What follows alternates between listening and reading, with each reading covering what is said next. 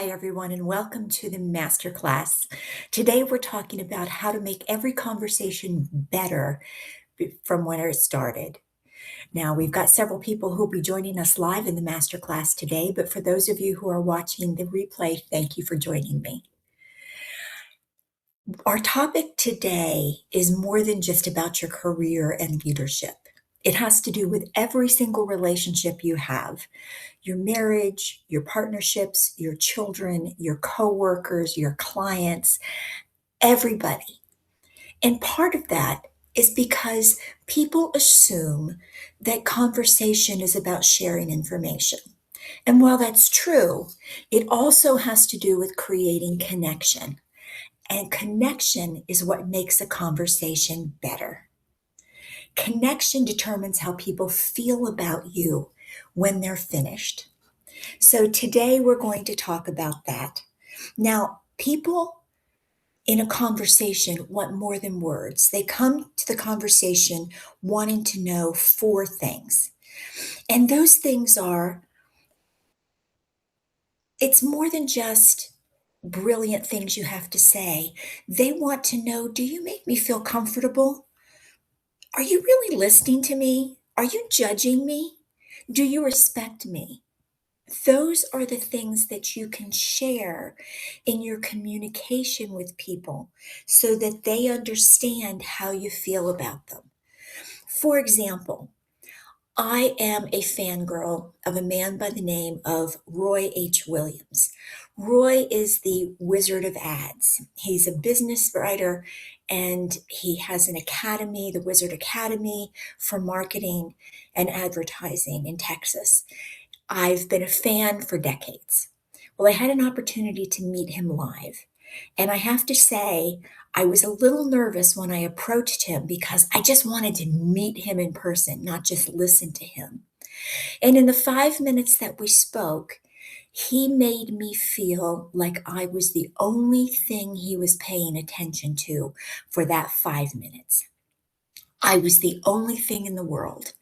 And that made me feel so comfortable. I felt heard. I felt respected. I felt that he was sharing something valuable with me, and that was his time and his expertise. So after that 5 minutes, I became even more of a fangirl because I found out that he was a really nice person, a really good person, in addition to all of the talent that he had. So that made a lasting impression on me because I met him about 25 years ago. And I'm still talking about how special it was because he created those feelings in me that mattered, that I felt heard, that I felt understood. The conversation was even better at the end than it was at the beginning, and he made it that way. Now, there are four emotional needs that people bring to every conversation. They want to know, do you hear me? Do you respect me? Do you understand me? Do I matter? Those are things that people unconsciously have in their brains whenever they're having a conversation with somebody. Does it matter that I'm talking to you right now? Are you hearing me or are you looking at your phone when we talk? Hello, Dee Dee Lee. How are you? I'm fine. So you just started. I'm sorry I'm a little late. No worries at all. We started the recording about 4 minutes ago. So, all you need to do to catch up is know that we are talking about how to make a conversation better at the end than it was in the beginning. And that has to do with how people feel after they've talked to you. Okay. So, and hello, Mohammed. I'm so glad you've joined us again today. Hi, I'm going Melissa. to do a quick recap of where we are right now so that you and Dee Dee are caught up to where I am. Our conversation today has to do with making a conversation better at the end than when it started. And that has to do with feelings. because conversation is more than just information sharing. It has to do with creating a connection. And that connection is what makes people feel positive about being with you.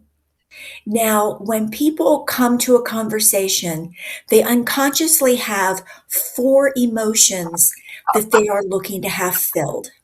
The first one is, do you hear me?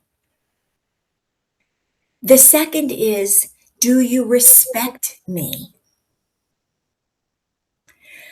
The third is, do you understand me? And the fourth is, do I matter? Now, the first one, do you hear me, is merely showing your presence in the conversation.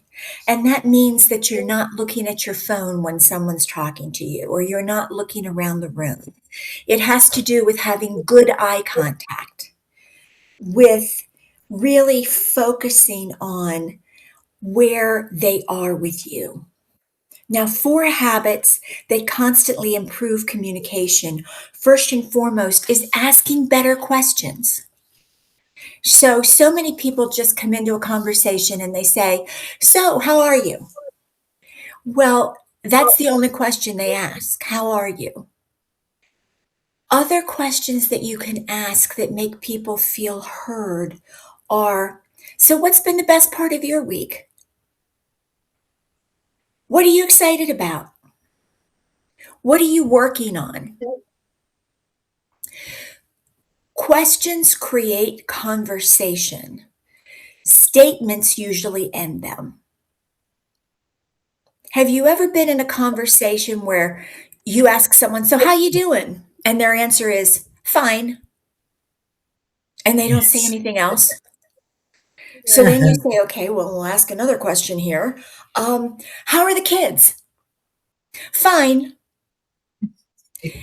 That is a conversation stopper when somebody just says fine and doesn't engage.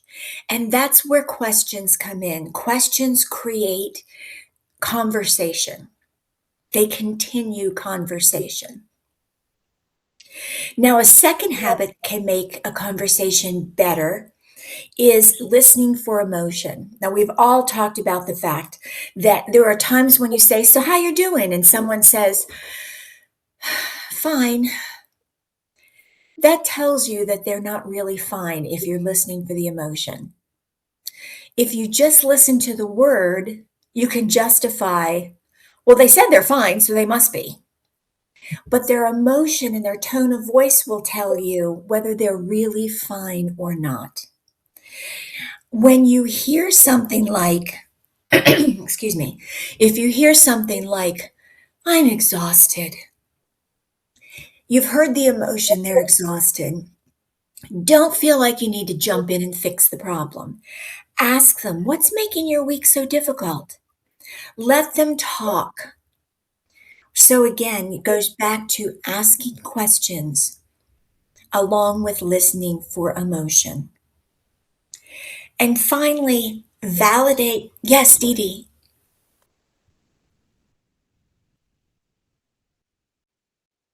you just muted yourself. I would have waited, but the question here is, not all languages use tonality, and a lot of people who speak English don't use tonality. And in that case, you just got to run by a hunch. Exactly. And that's an excellent point. There are some languages and some people who don't use varying tones when they speak. And that's how you most usually identify emotion. So you're absolutely right. You have to go by your gut. You've got to look at verbal cues or nonverbal cues sometimes to help with that. That was an Well, excellent point. my German husband, exactly what you mean. I am so proud of that. It's true. Some languages are like that. Russian is like that, where there's no tonality. Everything is just even. And but you're very, very right. That's some so you have to look at the nonverbal cues and what's around you, as well And as showing listening to the emotion is emotion not if it's considered presented. appropriate. Yeah, in these cultures like German and Russia and so on, it's not appropriate to show emotion because it makes you a victim, Mhm, and it's a good way for your enemies to find your points and hurt you. So, mhm. yeah, and this is very strange not to take the word or not to take the emotion over the word. At times, that's true, and that's particularly difficult when you're on the phone and sometimes when you're on a Zoom call, because you can't really tell the true emotions of things sometimes. So sometimes you've got to look at the whole picture, including the nonverbals. Am I slouching when I talk to you? Am I just looking sad? Um, but that's always a great question to ask when someone says they're fine or if they're exhausted, is what's been the most difficult part of your week? And then listen for the words that they share. So the first habit is is asking better questions. The second habit is listening for emotions or the nonverbal cues. And the third is validate before solving. This is particularly difficult for men as well as some women because men and some women are fixers. And what people sometimes just need is to talk. So just because someone shares a problem with you doesn't mean that they need you to fix it. It means that they need understanding. So if they start talking, that's when you say things like, I can understand why you'd feel that way. That makes sense. Thank you for sharing that with me. And those sentences of validation build trust. And then habit number 4 is that you want to end your conversations intentionally. Often conversations just sort of peter out. They come to the end and someone says, well, okay, it was nice talking to you. And then the conversation is over. What you want to do is you want to finish with gratitude. You want to finish by saying, thank you for talking to me today. I really enjoyed it. Some type of encouragement. I hope you have a great day. I look forward to doing this again next week. And then next steps. What's going to happen? Are we going to talk next week? Are we going to catch up when we can? Did we make a commitment for an action item? And if so, you want to summarize that action item. So end your conversations intentionally. So the 4 habits for making conversations better are asking questions, listening for emotions, validation, especially before problem solving, and ending conversations intentionally. Now, there are some guaranteed conversation killers, and those are things like interrupting, one upping you.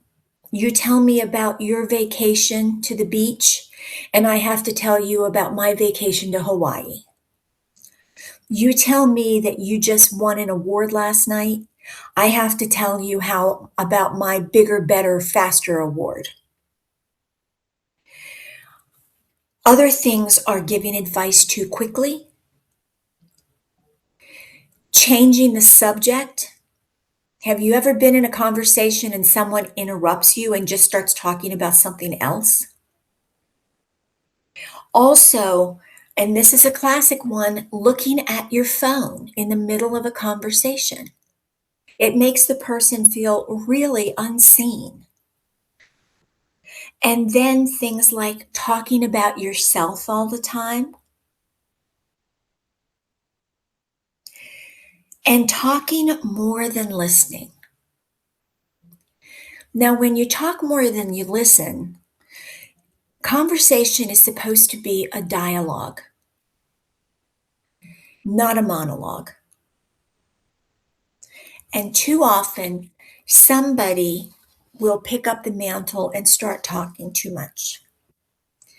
Now, they say that, I know, who is they? One guideline is that you should listen 80% and talk 20%. Well, if I'm listening 80% and talking 20%, and you're listening 80% and talking 20%, we're not getting anywhere. So you have to find the balance, but remember, dialogue, not monologue. Now, there's a great conversation framework, and that's what we're going to talk about. And the word great is an acronym. The G stands for greet people warmly. You want to smile when you meet them, you want to make eye contact when you meet with them, and you want to use their name. Now, anytime I am anywhere and someone has a name tag, whether it's at a restaurant or a store, I always, always use their name. It makes them feel seen. The other thing is, have you ever been in a situation where you know that you know the person and you can't remember their name? I've been there. It's hard. Now, when I'm with my husband or someone else and I see them coming, I say, I can't remember their name. Stick your hand out and introduce yourself. And normally, if I stick my hand out and to someone for them and say, Hi, I'm Karen Sachs, they will say, I'm Dee Dee Lee.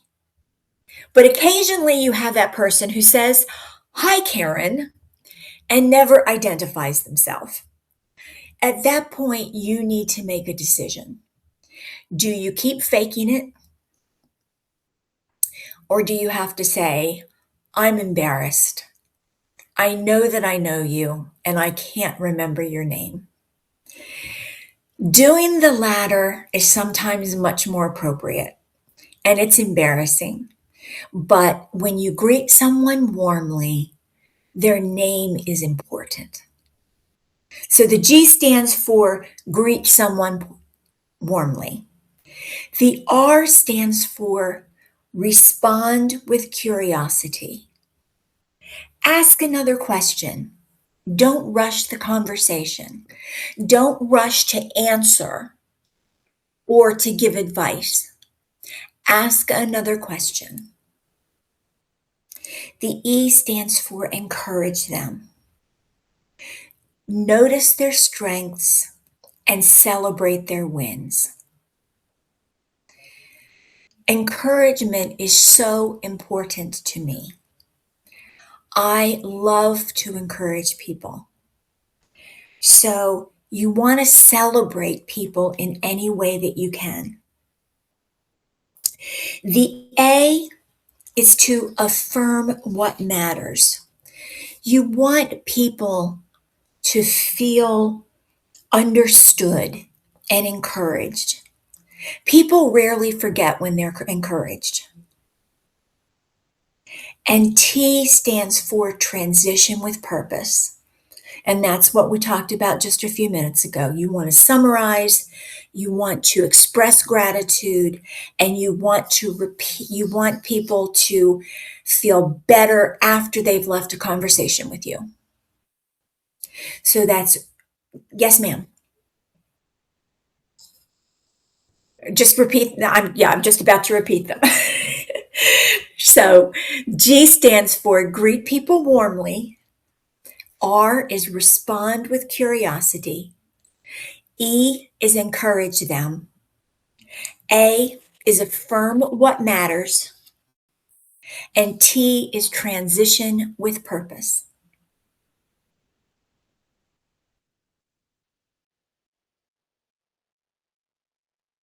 Great. So, over the next several days, I want you to remember the great communication method. And if you can only pick one thing in the great framework and one conversation a day, leave the other, adopt that, even if it's just that one thing, and leave them feeling heard, respected, understood, and important. Because if you do, that's success. Now, it's important to remember that for the most part, careers are rarely made with one conversation. Marriages are rarely reframed by one conversation. Friendships, life is shamed by thousands of ordinary conversations, and each one is an opportunity to build trust, to encourage someone, and to create calm. So you want to do whatever you can to make that a positive experience for other people. Yes, ma'am. I'm sorry, you used a word I didn't understand. I think it was shamed. SHAND. A life a life is shamed with conversations. Oh, is shaped. Oh, sorry, shaped. Nope, sorry, I Shaped. didn't articulate. It is Yeah. shaped by 1,000 ordinary conversations. I was like, what is shamed? I've never heard it before. Thank It's you for clarifying that. it's like Vicky. She has her own dictionary, so do I. So it conversations are not about talking more. They're not about sounding smarter. They're about making other people feel heard and respected and understood and valued. And that is just as important as sharing information with somebody.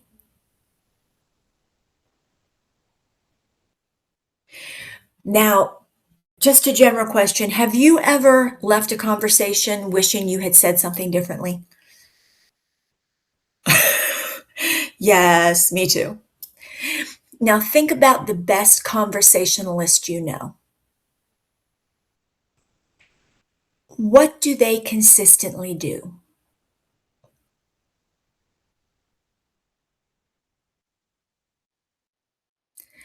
I can speak for myself, for my best friend. She makes me feel heard.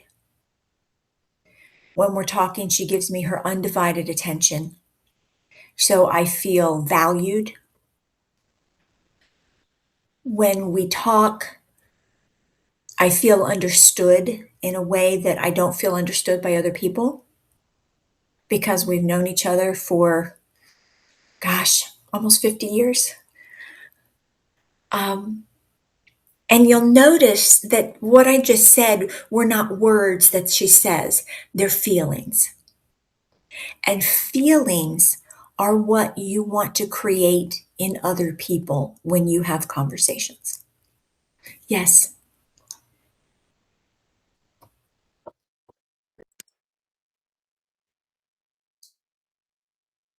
I'm just beginning to understand what makes a good conversation. I recognize that people I enjoyed having conversations with were people we shared a same interest. Mhm. And we had more questions about what aspects we were interested in. But I really don't know. I mean, I'm kind of autistic over the emotional part. I Mhm. really don't get that. And I don't get the emotions they're sending. I mean,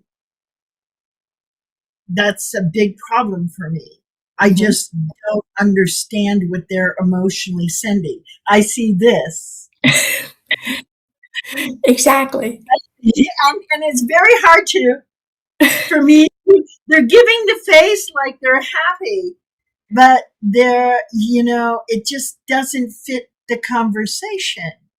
Mhm. There's no inquisitiveness, there's no change in tone, there's no, and I guess it's because I've been talking to too many Germans, but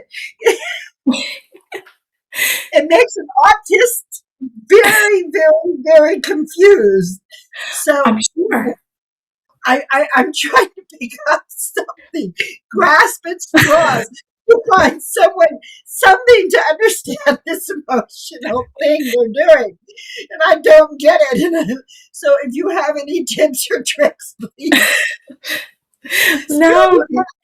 unfortunately, you're at a deficit because social cues and reading emotions are very difficult for people with autism. And it's not, unfortunately, it's like other aspects of autism or other disorders, you can't fix it. It's not something you can take a pill and all of a sudden, like magic, um, there's not a pill for that. There's there's no code like great or like point communication I can get. Like if their eyes wink too much, they're bored into tears or something. You know. But no, you've hit on it. That is the thing that you can look at, and that is the non-verbal cues. Are they clenching their jaw? Are their shoulders really tight? Are they standing really erect, or are they hunched over? Say Um, those again. Say those again. Clenched jaw The clenching teeth. or your teeth, shoulders tight. Are they standing erect, or are they hunched over?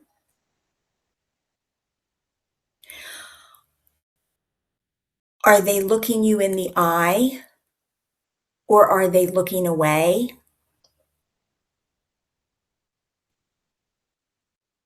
Is their breathing shallow? And what those things mean, if my jaw is clenched or my teeth are clenched, I'm upset. I'm angry. If my shoulders are tight, I'm probably angry. If I'm standing erect, I'm feeling confident. If I'm slouched over, I'm probably feeling a little defeated, a little down. If I'm not making eye contact, it could mean one of two things. Either I'm distracted, or it could mean that I'm embarrassed. It could also mean I'm lying to you. Um, and it could either be a lie as simple as I'm fine when I'm really not fine. Or they could be telling you a bold faced lie about something that's important, a contractor telling you something or whatever. Um, so those are some of the cues to look for, to interpret. And those are things that you can do because they're memorization. They're not they're not trying to read an emotion because human emotions are squirrely. And I mean, you can have more than one emotion at the same time, which gets very confusing Mhm. because your face doesn't know what to do. So it comes more out like, Exactly. Exactly, and during a single conversation, the emotions are doing this, mm-hmm, and mm-hmm. that's normal. So, that makes it difficult for some people. But this is like the first time, I mean, I'm just discovering being dyslexic has made me a bit autistic in my life. So that intelligent aspect of dyslexia kind of makes you more autistic, and I'm just discovering that I'm autistic, and I'm like, oh, I don't get this. So Mhm, this is the first time I've ever had anybody give me cues on the breathing, clenching the teeth, shoulders tighten. And I've seen these and it confuses me about what's going on, you mhm, know, um, because the words and the actions and the body language are all different, you mhm. know? And Yeah, so, Yeah, but I'm nonverbal very cues glad. are Thank great you. because they're visible and Mhm. and you can memorize the list. Now the list isn't perfect, but No. the list gives you some good things. I mean, if I am breathing shallowly, Mhm. I am nervous. Um, if Now, I'm now, could you give me an example of shallow breathing? Because I mean, mom's got COPD, and that's more like, exactly. it's not this Well, kind of thing. yeah, if I get really airy, Uh-huh, um, Vicky and Robin were very kind in sharing something with me because I was very frustrated with my podcasts. uh-huh, And so I went to Vicky to seek mentorship on what I could do better. And Robin made an observation, and that was that my voice was very airy. And it was mhm, airy and sort of a little higher because I mhm. was breathing very shallow. And as a result, it was scary, and I would run out of air before I finished a sentence because I was nervous. Okay, okay. So just bringing those things to my attention helped me a great deal. That helps me too. It helps me an awful lot. I mean, okay, I haven't done a podcast yet, even though I keep promising. I've done some recordings, but I don't like them, so I haven't put them out. So, um, I can look for that in my podcast as well, and I can look for that in other people's. Maybe I'll just watch some podcasts and see who people, beginning podcasts on YouTube or something, Mhm. and see if I can detect these. Well, Karen Yount does a great job with her podcasts. She's a natural. So she's a great place for you to start. And her content Okay, is very interesting. good. Thank you. I'm sorry for interrupting. Please go back to your outline. No, that's fine. So the bottom line is that conversation is about information sharing, and equally important is creating connection.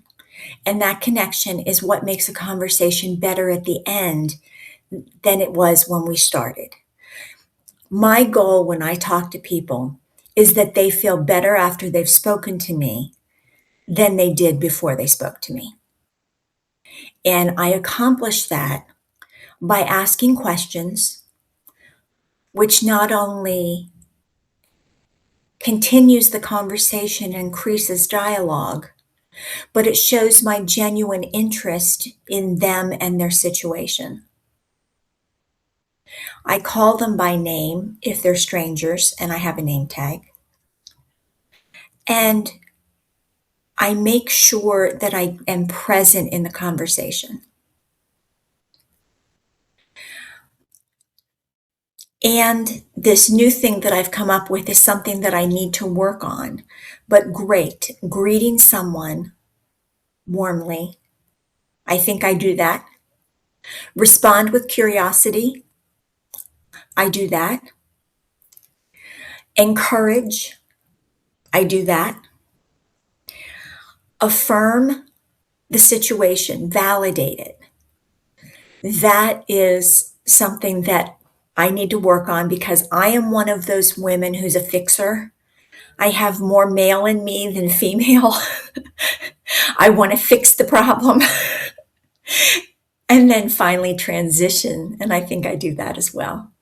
But my flaw in the system is making sure that I'm really validating and affirming someone's emotion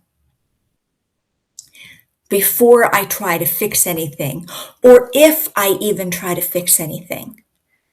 I need to make sure that I'm hearing them and giving them opportunity to vent or express their thoughts and their emotions so that they feel understood. Because ultimately, that's what you want the other person to do. Because that's what human beings need. They need to feel heard and respected and understood and valued. And that's what I wanted you to get out of today's conversation. Yes, ma'am.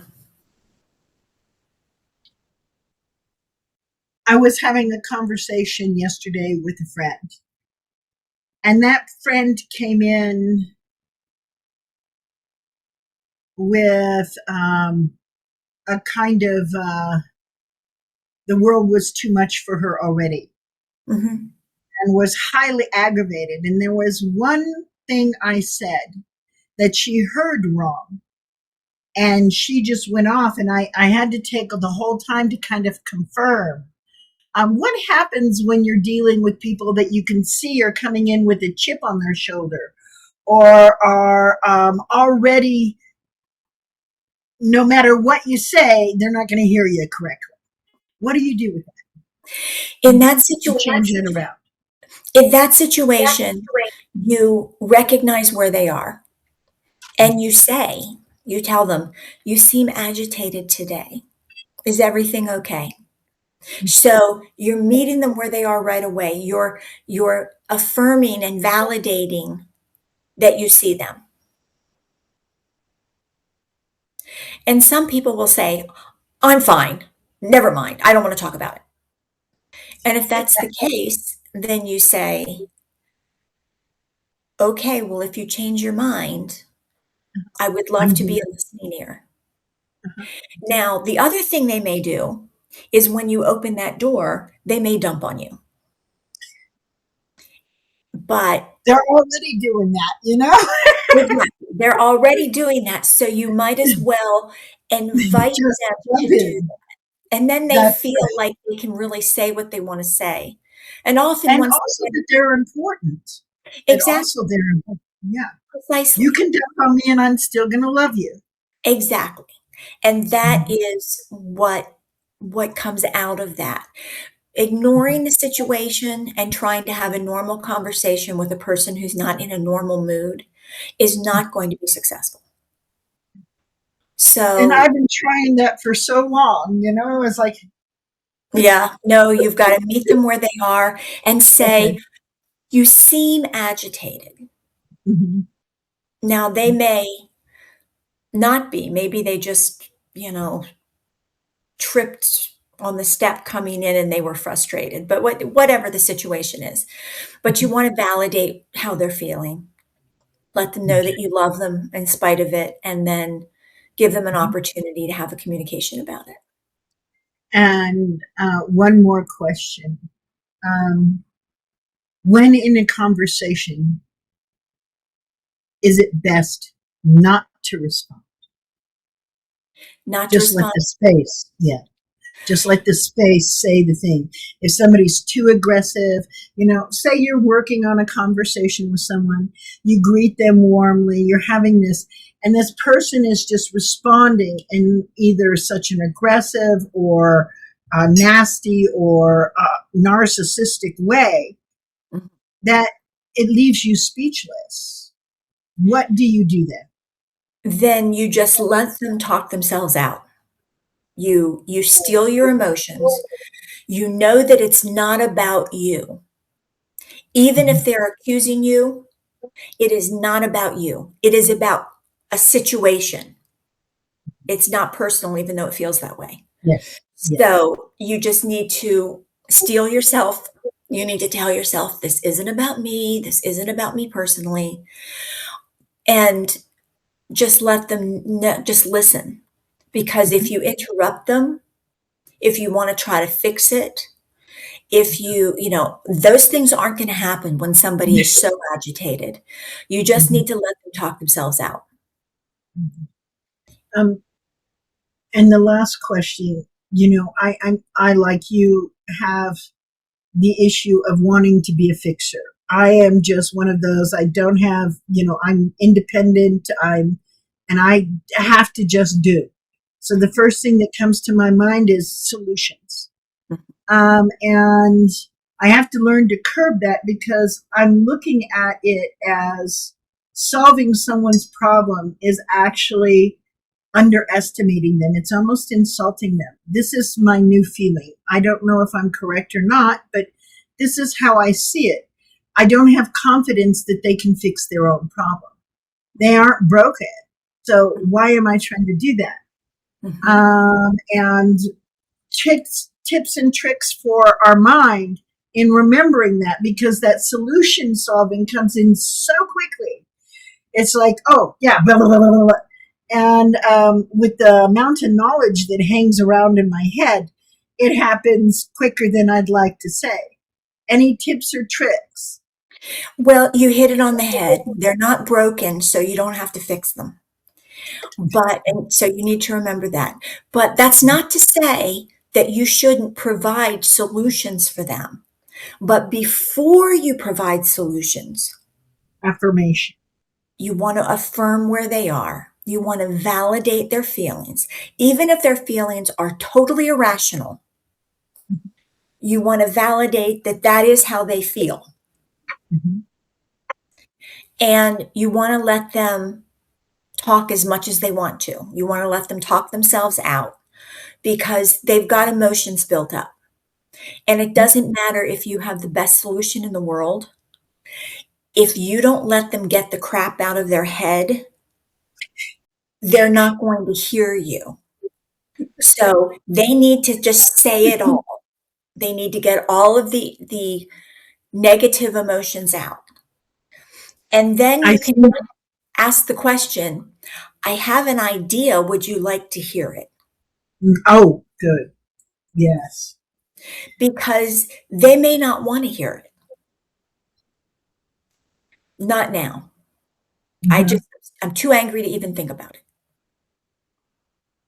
And that's okay too, because you've told them, I have a possible solution. Mhm. Emphasis on the word possible. And then they know, even if I can't hear you now, maybe they'll call you back this afternoon and say, Dee Dee, you said you had an idea. Would you share it with me, please? Yeah. One of the things I've noticed in conversations like that is most of the time the person can't look for a solution because they're looking for the most efficacious pathway. Their mind is still searching what is most efficacious, whether I separate from that person or whether I stay with them, whether I get a new job, whether I, start my own business, whether they're not ready for input because they don't know what direction they're heading. Mhm, They're just looking for the efficacious path to go ahead and solve their issue. mhm. And Exactly. so I just think, okay, you know, I think that's what they're doing. That's my perception of what most people are doing. That they just haven't, they're still in the throes of the details and what that means Yep, to them. they're too far in the weeds to be able to really think clearly.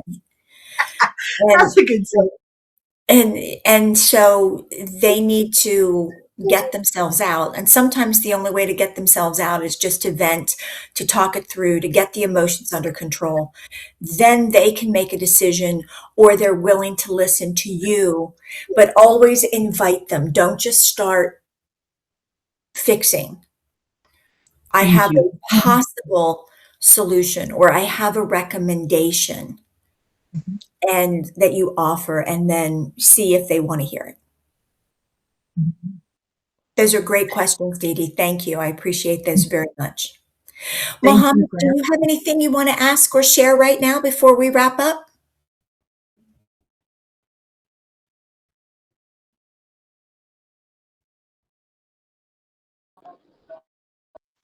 It have given me a lot of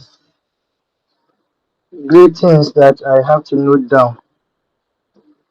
And what I want to know is sometimes, like you said, men are problem solvers. We do want to solve problems. And sometimes we want to do it the quickest way. You don't give the your opponent chance to talk before you intervene. Mhm. Absolutely. Yes. Absolutely. You don't give them the full chance to explain themselves.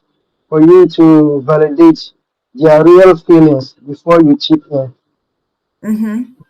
Yes. Thank Yeah. you. You're absolutely right.